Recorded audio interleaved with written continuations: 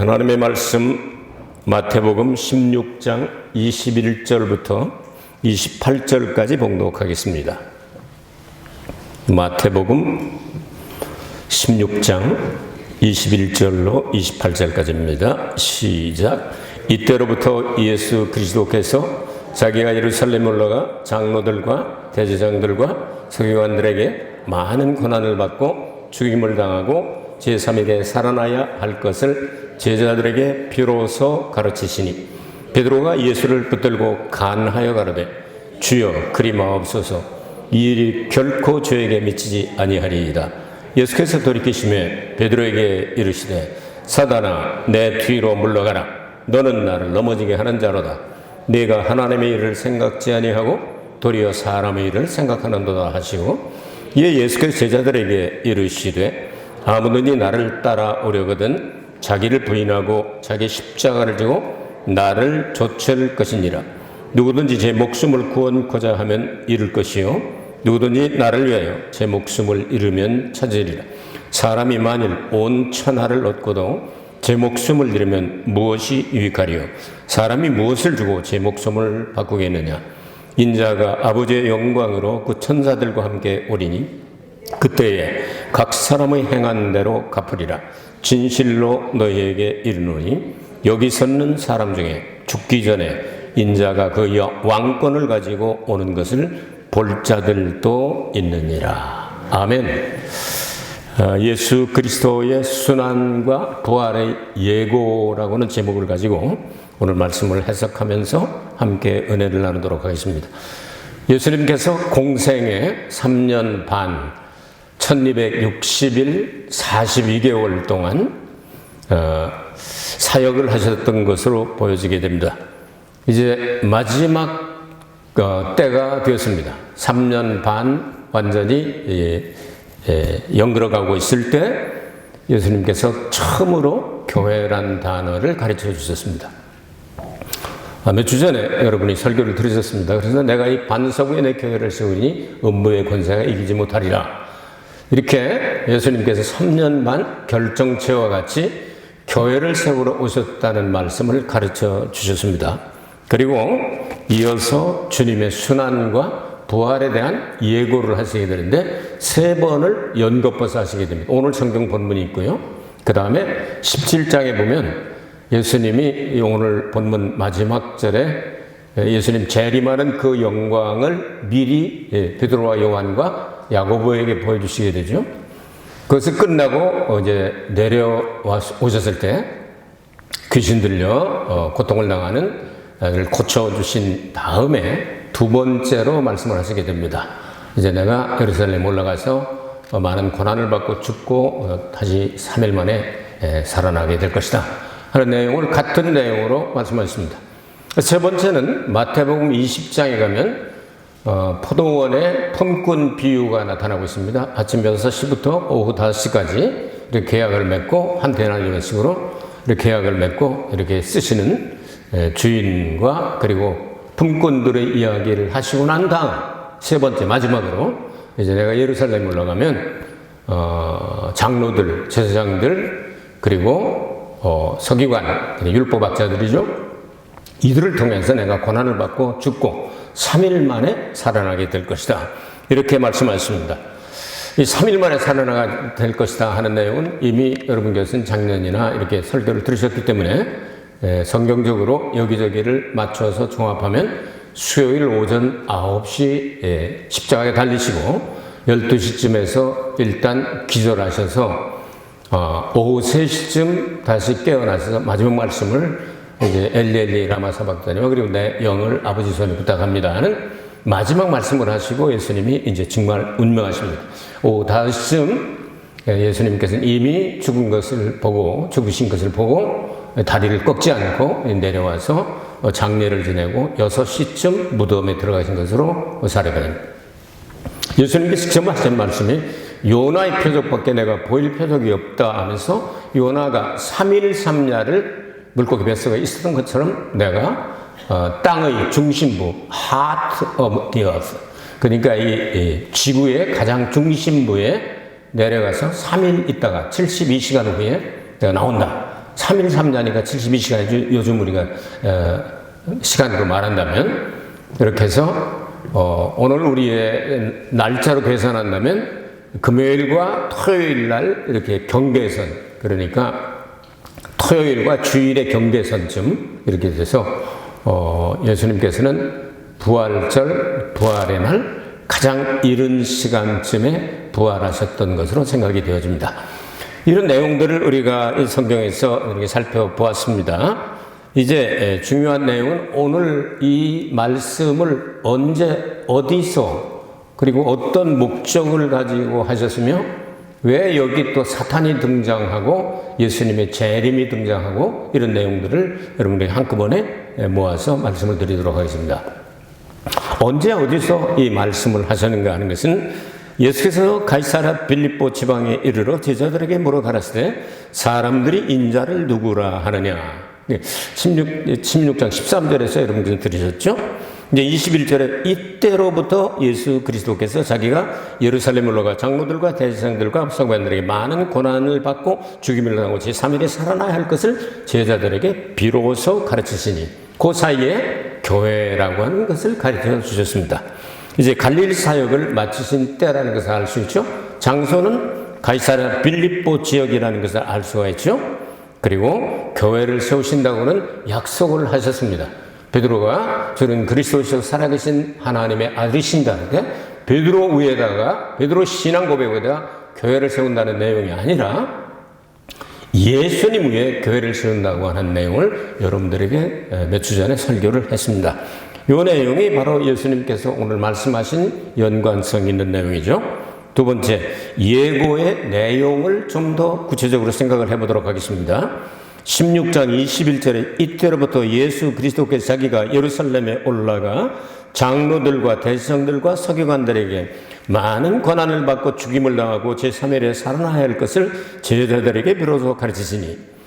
자, 이 성경에 있는 내용들을 우리의 신앙의 선배들 혹은 옛날에 예수님을 믿던 사람들이 어떻게 하나의 신조를 만들어서 고백했으면 좋겠다 해서 5세기경에 지금 말하면 로만 카톨릭의 전신이죠. 5세기경에 이것을 만들었습니다. 만들어서 고백을 하고 우리도 고백을 합니다. 지금까지. 그런데 이 내용이 성경과 조금 이렇게 관련이 조금 성경적으로 바라볼 때 문제가 될 수 있는 그 부분을 여러분에게 해석을 해드릴 테니까 그 부분을 할 때는 성경의 내용이 이런 내용이다 하는 것을 머릿속에 숙지하시고 고백을 했으면 좋겠습니다. 그래서 저는 이것을 사도신경 유감입니다 하고 생각을 해봅니다. 전능하사 천지를 만드신 하나님 아버지를 내가 믿사오며, 말 자체는 틀린 게 하나도 없습니다. 그러나 성경적으로 바라볼 때는 전능하신 하나님 아버지만이 아니라 성경은 천지창조는 성부와 성자와 성령이 하셨다고 기록을 하고 있습니다. 창세기 1장 1절에 삼위일체 하나님 태초에, 그 태초가 아닙니다. 무한 태초에. 왜냐하면 태초라고 하는 단어는 정관사가 없습니다. 히브리어 성경에 정관사가 없습니다. 그 태초에 하면 천지 만물을 창조할 때를 이야기하는데 무한 태초에, 그러니까 이 정관사가 없이 그냥 태초에 이렇게 기록이 되어 있다 이 말이에요. 그러니까 언젠지 모른단 말이에요. 우리는 하나님만이 아시죠. 그 태초에 삼위일체 하나님이 하늘들과 땅을, 삼위일체 하나님이니까 한 분이 창조하셨다 이렇게 기록이 되어 있습니다. 근데 번역을 그렇게 해야 정확한 겁니다. 그러니까 천지 만물을 창조하신 것은 아버지만이 하신 것이 아니다. 요한복음 1장에도 보면 태초에 말씀에 계신지라 하면서 이 말씀이 이제 사람이 되신 분이 예수님이라고 소개를 하죠. 그런데 예수님을 통하지 않고 이루어진 만물은 하나도 만들어진 게 없다. 그러니까 예수님도 참여하시고 성령님도 역사하셔서 수면에 운행하시면서 역사를 하시고 같이 하셨단 말이에요. 삼위일체 하나님이 하신 전능하사 천지를 만드신, 여기도 문제가 되죠. 만드신, 메이크란 만드신이 아닙니다. 창조하신. 천지 만물을 하나님께서는 만드신 것이 아니고 창조하셨습니다. 아무것도 없는 가운데 하나님의 생각 속에 있던 것을 그냥 창조하신 겁니다. 이걸 창조라고 말합니다. 그러니까 전능하사 천지를 만드신이라는 단어와 창조하신 건 이건 차이가 납니다. 만드신이라고 하는 것은 재료가 있는 거 가지고 만드는 걸 만드는 거라고요. 그러니까 여러분이 고백하실 때 전능하사 천지를 속으로는 창조하신 하면서 만드신 이렇게 하면 되겠습니다. 이 부분이 이제 처음 것이고요. 그 다음에 예수님께서 어떻게 되셨죠? 동정녀 마리아에게 나시고 하는 단어도 유감이 있습니다. 예수님은 분명히 동정녀 마리아에게서 탄생하셨죠. 부정할 수 없는 사실입니다. 역사적인 사실이고 저도 믿습니다. 그런데 갈라디아서 4장 4절을 한번 볼까요? 갈라디아서 4장 4절 때가 참에 하나님이 그 아들을 보내사 여자에게서 나게 하시고, 이거 남자에게서 낳지 않고 여자에게서 나게 하시고 그 뜻이 아닙니다. 율법 아래 나게 하신 것은 이렇게 말씀했습니다. 사도 바울이 동정녀 마리아에게서 예수님이 성령으로 잉태해서 태어나신 것을 알았을까요? 몰랐을까요? 알았죠. 근데 몰라서 이렇게 쓴 것이 아니죠. 여자에게서 나왔다. 왜 여자란 단어를 사용했느냐? 여기에 대해서 이제 생각을 해보도록 하겠습니다. 자, 그러면 성경에 말하는 대로 예수님은 누가 탄생을 시켰습니까? 우린 여기 고백하죠. 동정녀 마리아에게 성령으로 잉태하셔서 동정녀 마리아에게 나시고 맞는 얘기입니다. 이렇게 줄거리 보면 맞는 얘기예요. 근데 동정녀 마리아가 문제가 생기는 겁니다. 동정녀 마리아가 아니면 어땠을까요? 하나님의 성령의 잉태를 시키면 동정녀 마리아가 아니어도 탄생할 수 있는 거죠. 맞죠? 그래서 여자에게서 나시고요. 근데 가톨릭에서는 어떻게 하냐면 동정녀 마리아는 성모 무염시태설, 어려운 단어죠. 성모의 그 뱃속을, 그건 죄인이 아니고 하나님께서 원래 아주 죄인이 아닌 사람으로 태어나게 하셔서 죄가 없다는 거예요. 마리아가 죄가 있어요, 없어요? 여러분 이거 잘못하면 큰일 나는 거예요. 마리아가 죄가 있어요, 없어요? 없죠. 있죠. 없죠 하면 안 되죠. 있죠. 그 마리아가 예수님을 탄생시키고 다시는 애를 낳지 않고 살다가 승천했다고 가르칩니다. 맞아요, 틀려요? 성경적으로 틀려요. 근데 그거를 강조하면서 가톨릭의 전신 이탈리아에서 이걸 만들 때 5세기경에 이 사도신경을 만들 때 마리아 숭배 사상을 집어넣은 겁니다. 맞습니까? 맞죠?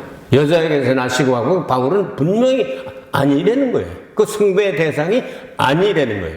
예수님께서 요한복음 3장 13절에 인자 외에, 하늘에서 내려온 인자 외에 하늘에 올라간 자가 아무도 없다. 모세도 아니다. 엘리야도 아니다. 에녹도 아니다. 마리아도 아니다. 아무도 없다 말이에요. 예수님만 올라가셨다고 말씀합니다. 아시겠습니까? 성경 결론인 요한계시록. 그리고 바울에게 특별히 하나님께서 그 영으로 부르셔서 낙원에까지 바울은 다 보고 왔죠. 또 요한도 낙원까지 보고 오지 않습니까? 그러니까 세 번째 하늘에 올라가서 거기에 특별히 에덴 동산처럼 특별하게 만들어 놓으신 낙원. 이건 우리가 이 성도들이 세상 떠나서 가는 낙원하고 다릅니다. 세상 떠나서 가는 낙원은 대기하는 장소고요. 쉬는 장소고요. 생명나무의 열매가 있는 그 낙원에 두 사람만 보여주고요. 아무도 올라간 사람이 없다고 말씀을 하세요. 자, 예수님께서 탄생하시고 난 다음에 요셉과 마리아를 통해서 적어도 성경에 기록된 내용 보면 5형제가 나오죠. 그 중에 동생 중에 하나가 이름이 누구냐면 야고보라고 하는 동생이 있습니다. 예수님 돌아가실 때까지는 예수를 믿지 않았습니다. 따라다니며 계속 예수님 찾으러 다니고 정신 나갔다고 그러고 찾으러 다니고 이렇게 된 사람이에요. 나중에 성령을 받고 난 다음에 이 사람이 변화되어서 예루살렘 교회 초대 감독이 되죠. 초대 총회장이 되지 않습니까? 그리고 사도들과 이렇게 하면서 사도들이 얘기해 주는 거 그걸 다 듣고 이걸 요약해서 기록한 내용이 야고보서입니다. 야고보서. 이런 내용들을 알고 여러분께서 고백을 하시게 될 때 동정녀 마리아에게서 나시고 할 때 동정녀 마리아는 이건 사람이었다. 그러나 성령으로 잉태해서 예수님께서 나오신 것이다. 마리아는 숭배 대상이 아니다. 여러분, 천사들이 찬송을 하고 목자들이 황금과 유향과 모략을 가지고 와서 경배할 때도 그 집에 들어가 아이와 엄마가 있는데 아이에게 경배하더라. 성경도 그렇게 말씀합니다. 근데 같이 있으니까 가톨릭에서는 뭐라고 하냐면 애 안고 있으니까 엄마도 절 받았잖아. 이렇게 얘기를 하는데 이건 엉뚱한 얘기를 한단 말이죠. 이런 걸 알고 난 다음에 동정녀 마리아에게서 나시고 이렇게 고백을 했으면 좋겠습니다. 어떻습니까? 성경적이죠? 성경적으로 믿어야 됩니다. 그 다음 본디오 빌라도에게 권한을 받으사. 여러분이 성경을 읽으시면 본디오 빌라도가 예수님에게 채찍을 가했습니까? 아니면 예수님에게 뭐 한 일이? 마누라가 꿈꾼 얘기를 듣고 놓아주려고 석방을 하려고 만방으로 애를 썼는데 막 선동을 해가지고 군중들을 모아서 당신이 말이야 이 사람을 십자가에 못 박도록 하라 그러자. 왜냐하면 유대인들은 식민지였기 때문에 생살권이 없었거든요. 사망의 집행권이 없다 말이었어. 사형 집행권이 없으니까 그거 얻으려고 만일 당신이 말을 안 들으면 줄리아스 시저 이 로마 황제에게 순종을 안 하는 걸 우리 알겠다. 뭐 이런 식으로 해가지고 압력을 가해가지고 할 수 없이 그냥 나 그럼 상관없다고 대야에다가 물 담아오라고 그래가지고 손 씻어가면서 끝까지 예수님을 놔주려고 했던 사람이에요. 근데 여기 뭐라고 그랬어요? 본디오 빌라도에게 권한을 받으사. 유감이 있죠? 예수님은 뭐라고 말씀하셨죠? 장로들, 제사장들, 그리고 서기관들에게 내가 많은 해를 받고 죽임을 당하고 사흘 만에 부활하리라 말씀하시죠. 이쯤 되고 보면 이 사도신경을 만든 사람들이 성경을 반대로 가기로 작정하고 만든 그런 냄새가 좀 풍긴다고 말이에요. 이런 걸 알고 여러분께서 본디오 빌라도가 할 수 없이 사형 언도를 집행하는데 사인만 한 거다. 진짜 고통을 준 것은 유대의 율법의 지도자들이다. 제사장들, 그리고 장로들, 그리고 서기관들이 그렇게 한 것이지 빌라도가 한 것이 아니다 하는 것을 머릿속에다가 여기 숙지를 하시고 외울 때 그렇게 외우시라고요. 어째? 제가 얘기하는 게 맞죠?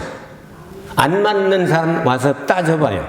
데려와요. 얼마든지 내가 성경적으로 전부 다 반박할 여지가 있으니까. 이걸 이렇게 알고서 고백하는 거고 모르고 무조건 그냥 잘잘잘잘잘 이러는 거고는 다르다고 말이죠.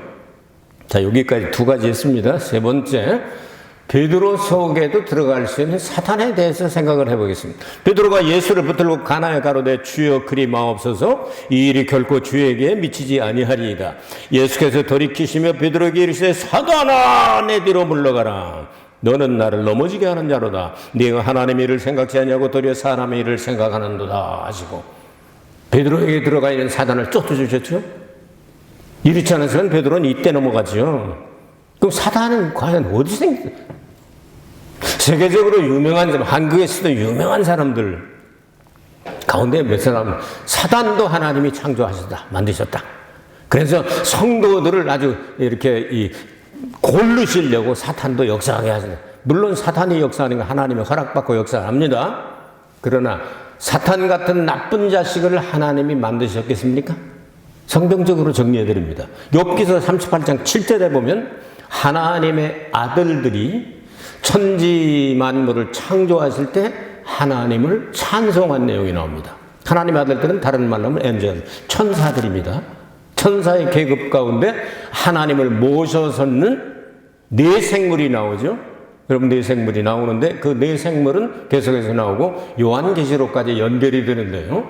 특별히 에스겔서 1장과 10장을 보면 차이를 느끼셔야 되는데 에스겔서 1장에 보니까 하나님을 중심으로 삼위일체 하나님을 중심으로 네 가지 생물들이 여러분 사방으로 일로 끌려가지도 않고 절로 끌려가지도 않고 사방으로 이렇게 퍼져서 가는데 바퀴가 있고 막 눈들이 가득하고 이렇게 하잖아요. 불꽃 생각해 보면 되는 거예요. 불을 하면은 어디로 가지 않고도 그냥 사방으로 퍼지잖아요. 그래서 불꽃처럼 이렇게 천사들을 동원해서 하나님이 임재하시되 거기 나타나시잖아요. 불과 바람으로 삼았다고 나오잖아요. 히브리서 1장에. 자, 그 천사들의 그 얼굴을 생물 천사라고 합시다. 천사라는 말이 없으니까 생물들 가운데 동서남북으로 네 얼굴을 가지고 있는데 사자의 얼굴과 소의 얼굴과 그리고 사람의 얼굴과 독수리 얼굴을 가지고 이제 하나님을 모셨었는데 예수께서 1장 10장으로 가니까 소가 어디로 숨어버리고 소 대신 뭐가 나오죠? 그룹이 나오죠. 소가 그룹이에요, 아니에요? 생김새가 비슷하다. 그룹 천사예요. 소 얼굴처럼 생겨가지고 그 다음에 이렇게 뿔나고 수염나고 그 다음에 이렇게 뱀처럼 생긴 걸 뭐라고 그러죠? 용이죠. 얼굴 대가리는 이 낯짝은 똑같아요. 소처럼 생겨요. 용 얼굴 소하고 비슷하잖아요. 그럼 소가 어디로 숨어버리고 갑자기 그룹이 나오잖아요. 그 소가 어디로 숨었을까? 한번 보시기 바랍니다. 애굽에서 제일 크게 섬기는 신 중에 하나가 뭐죠? 성우라고 말하는, 성우, 거룩한 소다, 아피스라고 말하는데, 요 놈을 얼마나 섬겼는지 430년 만에 그들을 해방시켜줬는데도 모세가 십계명을 받으러 시내산에 올라가 40일 동안 내려오지 않으니까 모세 죽었다, 하나님이 죽었다. 그러니까 우리가 하나님 만들어가지고 가장 뭐 만들었어요? 첫째 돼지 만들었다, 두 번째 말 만들었다, 세 번째 송아지 새끼 만들었다. 송아지 새끼지. 그 섬기는 거예요. 그럼 숨은 놈이, 여러분, 저도 네팔에 한번 가봤는데요. 네팔의 힌두교, 인도의 힌두교 사람들이 내 평생 소원 이것뿐 살다가 죽어서 난 다음에 뭐가 되겠냐? 소로 태어나는 것. 이게 개들이 찬송이에요. 참 병신도 그런 병신들이 없죠.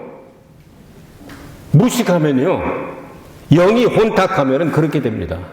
아니, 세상에, 우리는 소고기 없어서 못 먹잖아. 절대로 안 먹죠.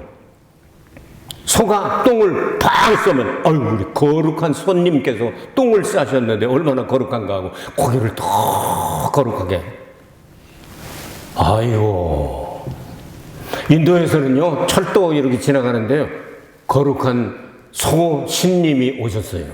철도에. 그리고 급정거 밟아가지고 철도가 거기서 이 다리에서 떨어져가지고 3,000명이 즉사했어요.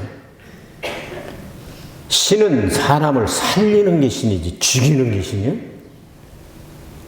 이쯤 되면 무식한 하나님을 아는 지식이 무식한 걸 얘기하는 거예요. 저는 대학교 안 나오고 뭐 무식하고 그런 얘기 아니에요.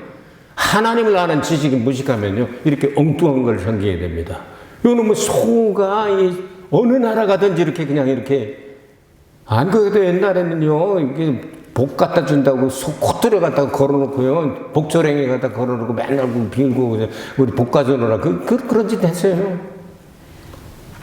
말코, 그냥 돼지코, 뭐 아니고, 소 코트를 갖다 놓고 그러잖아요. 소가 이게 문제가 있는 거예요. 그 낯짝을 잘 들여다봐요, 소 낯짝을. 용 낯짝하고 똑같이 그립니다. 그림 그릴 때. 몸통만 이제 다르죠. 요거를 여러분, 에스겔서 1장과 10장을 그림 잘 그리는 분은 그림 그려서 대비해보면 얼른 나와요. 그 욥기서 이제 41장에 가면 그 용의 모습이 나오고, 용이 그냥 연기 내고, 그냥 막 날라다니고, 지랄 역사하는 게 또 욥기서 41장 하나님이 설명하는 데 나오잖아요? 이런 걸 생각해야 될 때 사탄은, 천지를 창조할 땐 하나님의 아들들이었다, 천사였다 하고 나와요. 창세기 1장 1절에. 지금 창세기 1장 2절에는 이 심판받고 난 다음에 엉망진창이 된 걸 이야기하죠. 여기에 대해서 요한일서 3장 8절 말씀 여러분 외우시죠? 죄를 짓는 자마다 마귀에게 속하나니 마귀는 처음부터 범죄함이니라. 하나님의 아들이 나타나신 것은 마귀의 일을 멸하려 하십니다. 믿습니까? 처음부터라고 하는 그 단어가 천지 창조할 때 처음이라는 단어가 아닙니다. 천지 창조를 하고 난 다음 아담을 만드는 것보다 먼저라는 뜻입니다. 이해됐습니까? 그러면 내 생물이 천사란 단어는 없지만 생물 천사라고 가정을 하자. 왜냐면 하나님의 아들들로 나오니까. 그렇죠? 그러니까 생물 천사라고 가정하면 이것들이 타락을 해서 사탄 마귀가 됐구나 하는 것을 우리 짐작만 하는 거예요. 자, 봅시다. 그놈이 제일 먼저 나와서 역사하는 게 어디예요? 에덴 동산에서 뱀. 그냥 뱀이 아니에요. 그 뱀이에요. 무자수도 아니고 열혈모기도 아니고 독사새끼도 아니고 칠독사도 아니고 뭐 하부도 아니고 다른 것도 아니에요. 아마존에는 그것도 아니고 그 뱀. 근데 우리는 여호와께서 만드신 들짐승 중에 뱀이 가장 간교하더라 이렇게 기록이 되어 있죠. 근데 히브리 원문에는 가장 간교하게 되었다 하고 기록이 되어 있습니다. 그럼 거기서 우리가 유추할 수 있는 내용이 뭐죠? 사탄이 들어가서 그 뱀 한 마리, 다른 뱀이 아니에요. 그 뱀이요, 한 마리. 그놈이 사탄이 들어가니까 역사를 하게 된 거예요.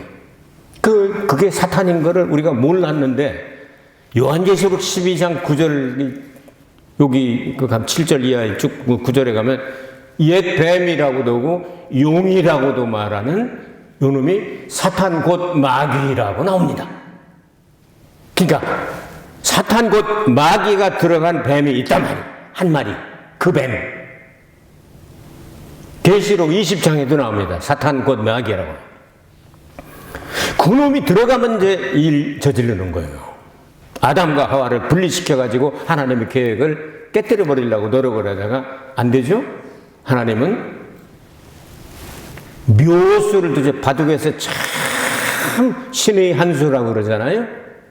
양쪽을 만족해 하죠. 그렇게 해서 사탄을 차단시키고 속죄 사역을 통해서 예수님의 신부를 만들어내죠.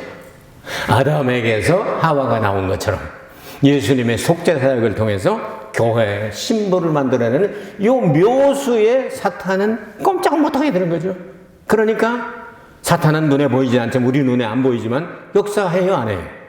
역사하기 때문에 가인 속에 들어가서 아벨을 쳐 죽이게 만들고 니므롯 속에 들어가서 하나님 반대하는 바벨탑을 만들게 만들고 느부갓네살 속에 들어가서 수많은 유대인들을 죽이고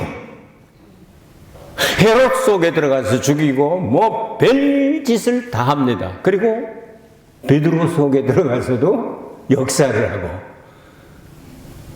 누가복음 4장 13절인가 보면 예수님을 사역을 시작하시겠는데 40일 금식 기도하고 났을 때 딱 와서 역사하다가 3번 역사를 하죠. 예수님에게 3가지 질문하고 답변하는데 말씀으로 그냥 싹 물리쳐 버리시잖아요. 그러니까 얼마 동안 떠나니라. 얼마 동안 떠났을까요? 3년 반.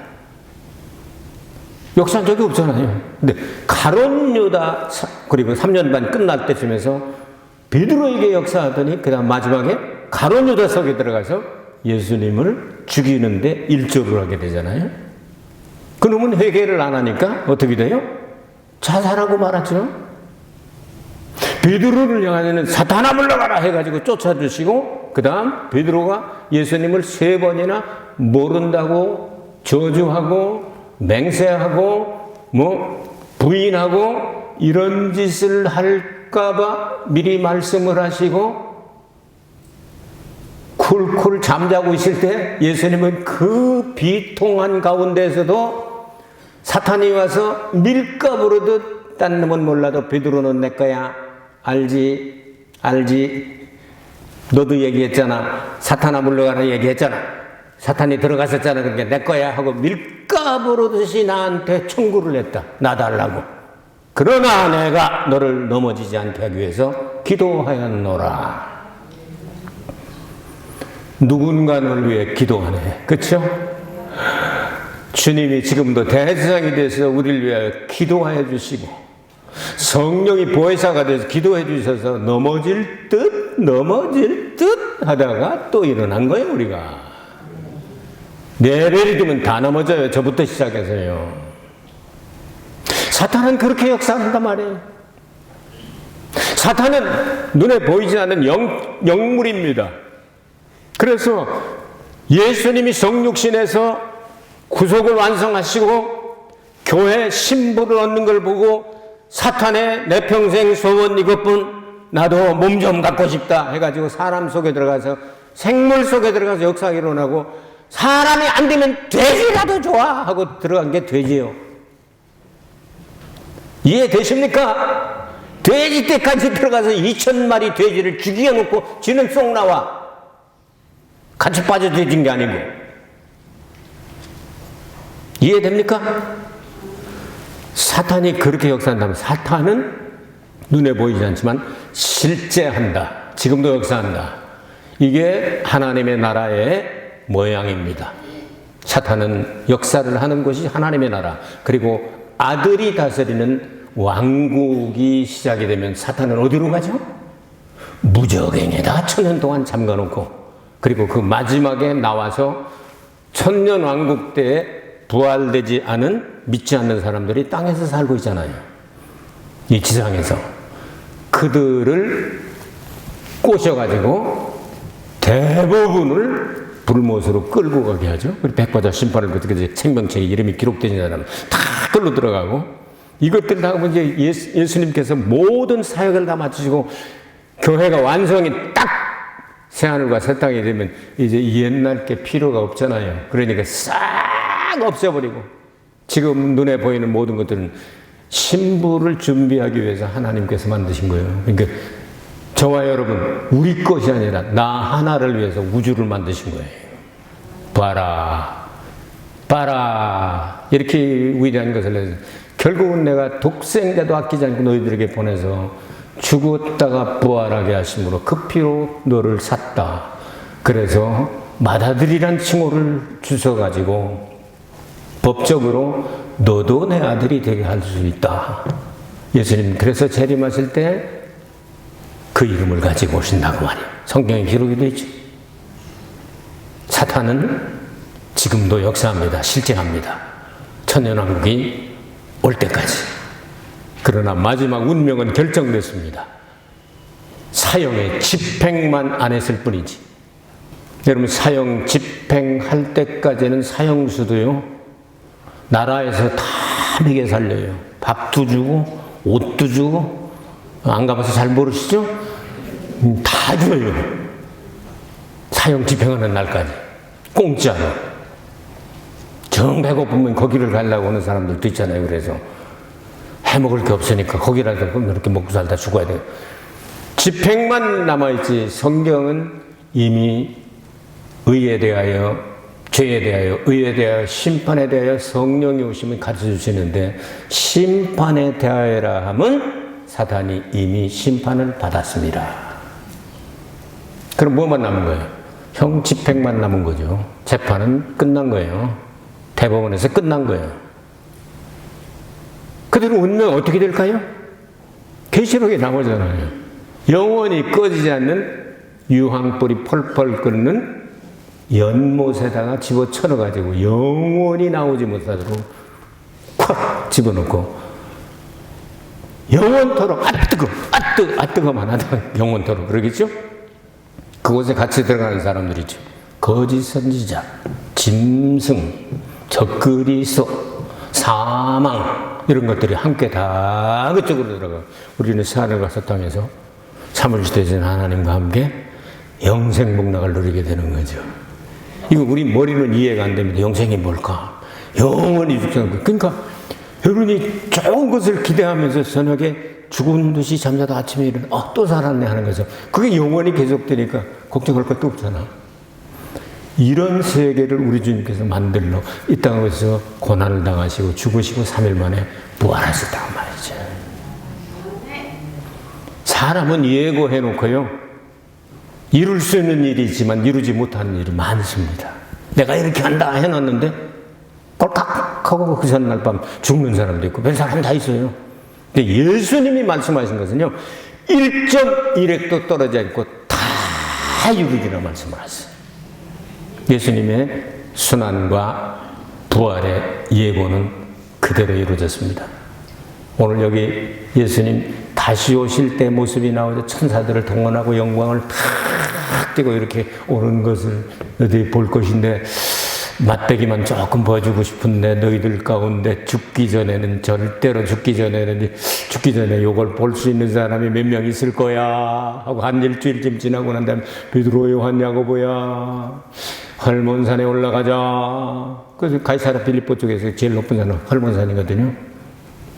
만년설이 있는 거기로 데리고 올라가셔가지고 예수님 그냥 광채나는 모습으로 얼굴이 그냥 광채가 나고 흰 옷을 입고 사람이 빨래 해가지고 그렇게 할 수 없는 그런 것들을 탁 만드시고 나타나서 영광을 조금 보여주셨잖아요. 그걸 봤기 때문에 베드로, 요한, 야고보가 끝까지 승리할 수 있었던 거예요. 네? 예수님 재림하실 때 이런 모습으로 오시겠구나. 우리는 기록된 성경을 믿으면 되는 거예요. 보고 믿는 사람이 복이 있냐? 안 보고 믿는 사람이 복이 있냐? 주님이 말씀하세요. 여러분 어떻게 생각하세요? 안 보고 믿으면 더 좋지 뭐.